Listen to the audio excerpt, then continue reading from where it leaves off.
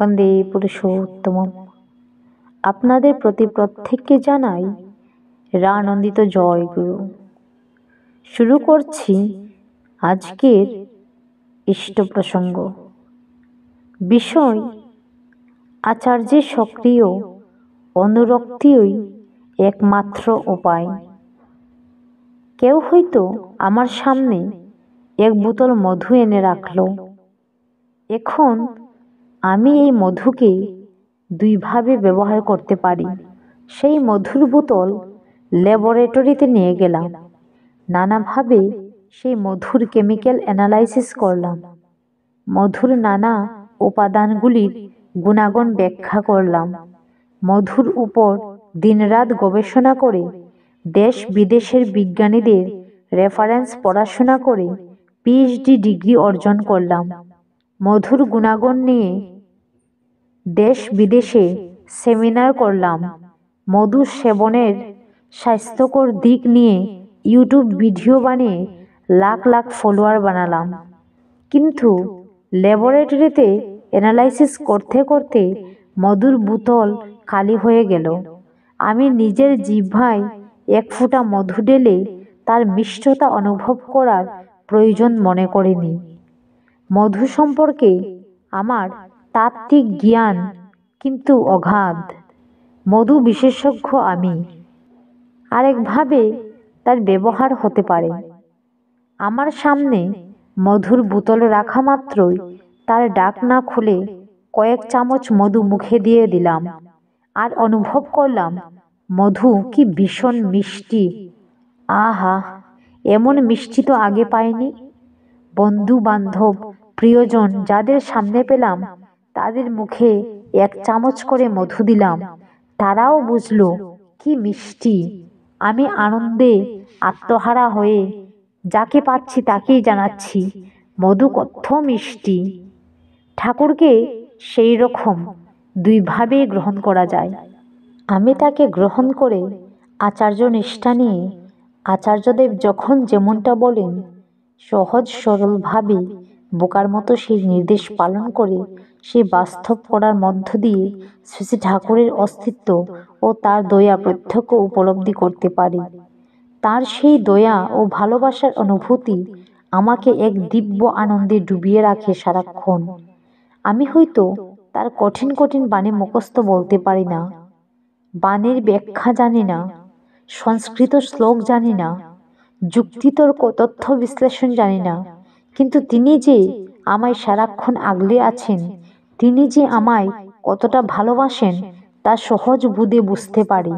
নিত্য তার দয়া অনুভব করে পরমানন্দে ভাসতে থাকি। আরেকটা হতে পারে আমি শ্রী শ্রী ঠাকুরের দীক্ষা নিয়ে তার হাজার হাজার বাণী ও কথাগুলি মুখস্থ করে সেগুলির নানা ব্যাখ্যা বিশ্লেষণ নিয়ে দিবারাত্র ব্যস্ত রইলাম। নানা সংস্কৃত, ইংরেজি, উর্দু ইত্যাদি শাস্ত্রের উক্তি উল্লেখ করে শ্রী শ্রী ঠাকুরকে ভীষণ তাত্ত্বিকভাবে পরিবেশন করতে লাগলাম। দেশে বিদেশে সেমিনারে বক্তৃতা দিয়ে মানুষের মাথা ঘুরিয়ে দিতে লাগলাম। মানুষ মুগ্ধ হয়ে ভা ভা করতে লাগলো। আমার প্রশংসায় চারিদিক মুখরিত। কিন্তু আচার্যদেব কি চান, কি তার নির্দেশ, তিনি কিসে খুশি হন, সেই ব্যাপারে আমার কোনো আগ্রহ নেই। আচার্যদেবের ইচ্ছা পূরণ আমার জীবনে মুখ্য হয়ে ওঠেনি। তার নির্দেশ পালন করার জন্য প্রচেষ্টা নেই, বরং তার ইচ্ছা পালনের উদ্দেশ্যে হাটে ঘাটে মাঠে বস্তিতে গ্রামে শহরে প্রত্যেকের ঘরে ঘরে যেতে আমার মতো জ্ঞানী পণ্ডিত পদমর্যাদা সম্পন্ন মানুষের একটু ইগোতে বাঁধছে। তবে শ্রী শ্রী ঠাকুরের বাণী ও কথাগুলি শুধুমাত্র আমার ইন্টেলেকচুয়াল এন্টারটেনমেন্টের মাধ্যম হয়েই থাকবে। তাকে বাস্তবে বোধ করা হয়তো আর হয়ে ওঠে না। আমি নিজে যেমন শুধুমাত্র সেই ইন্টেলেকচুয়াল এন্টারটেনমেন্টে ব্যস্ত থেকে নিজের জীবন ব্যর্থতায় পর্যবসিত করছি, তেমনি যারা আমার ইন্টেলেকচুয়াল চর্চা শুনে মুগ্ধ হয়ে আমার অনুরাগী ভক্ততে পরিণত হচ্ছে তাদেরও ডুবিয়ে মারব। শিশুর মতো সরলতায় পরম পূজ্যপাদ শ্রী শ্রী আচার্যদেবের উপর বিশ্বাস ও নির্ভরতা নিয়ে চলাই শ্রী শ্রী ঠাকুরকে উপলব্ধি করার একমাত্র সহজ রাস্তা। আচার্যদেব আমাদেরকে ঠাকুরের দিকে ঠেলে দেন সদা সর্বদা। আচার্যের আনুগত্য ছাড়া শ্রী শ্রী ঠাকুরকে তাত্ত্বিকভাবে হয়তো অনুধাবন করতে পারে, কিন্তু অন্তরের সহজ উপলব্ধি ও অনুভব কঠিন। সহজ সরলতা ও গভীর বিশ্বাসই একমাত্র উপায় তাকে অনুভব করার।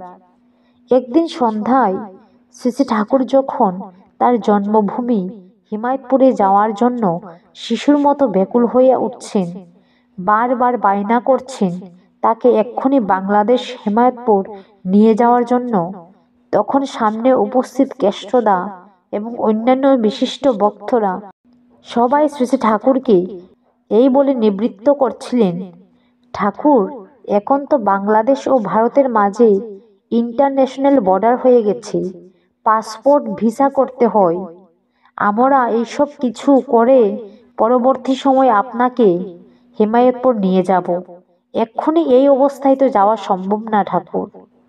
শ্রী ঠাকুর বলছেন, আমার জন্মভূমিতে আমি যাব? কিসের পাসপোর্ট, কিসের ভিসা? আমি এক্ষুনি যাব। সবাই শ্রী শ্রী ঠাকুরকে নিবৃত্ত করতে চেষ্টা করছেন।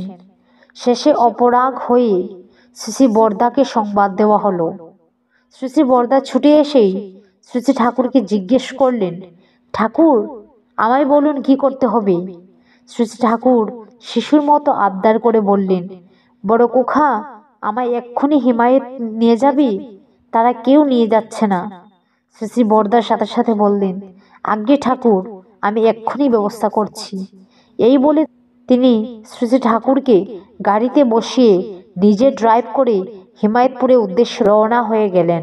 কিছুক্ষণ যাবার পর শ্রী শ্রী ঠাকুরের ইচ্ছা পরিবর্তন হওয়ায় তিনি গাড়ি ঘুরিয়ে দেওঘর ফিরে আসলেন। আসার পর কেষ্টদা সহ অন্যরা শ্রী শ্রী বরদাকে জিজ্ঞেস করলেন, আপনি এই রাত বিরেতে ঠাকুরকে নিয়ে হিমায়তপুর রওনা হয়ে গেলেন, বর্ডার পার হতেন কিভাবে? রাস্তায় যদি কোনো পুলিশি ঝামেলা হতো, কি বিপদ হতো?